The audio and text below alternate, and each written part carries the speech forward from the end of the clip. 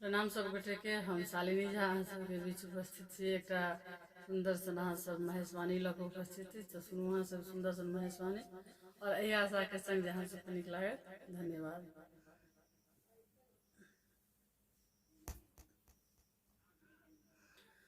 सोना सन धिया सोना सन धिया के बुरबा जमाई कोना रबै गे माय। सोना सन धिया के सोना सन धिया के बुरबा जमाई कोना रबै गे माय, कोना रबै गे माय। सोना सन दिया के बुरबा जमाई कोना रबै गे माय।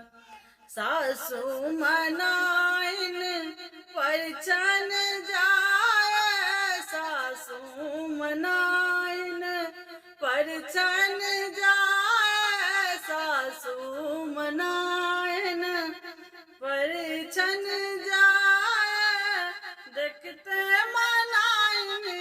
देखते मनाइन के नाग फुफुकाय कोना रबै गे माय।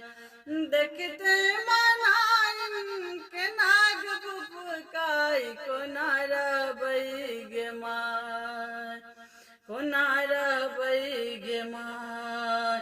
सोना सन दिया के सोना सन दिया के बुरबा जमाई कोना रबै गे माय, कोना रबै गे माय। पैरों मस्तक के ऊपर शिव के जटा बहनी रे, पैरों मस्तक के ऊपर शिव के जटा बहनी रे।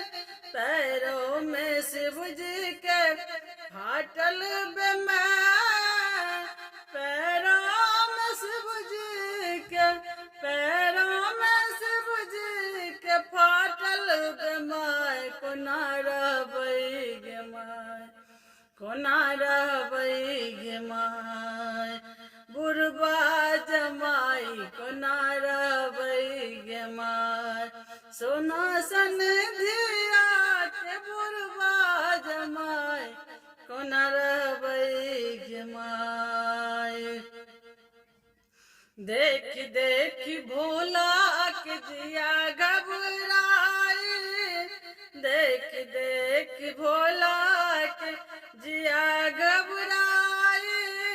भादव मास गौरी, भादव मास गौरी तो जेती दहाई कोना रबै गे माय। भादव मास गौरी जेती दहाई कोना रबै गे माय।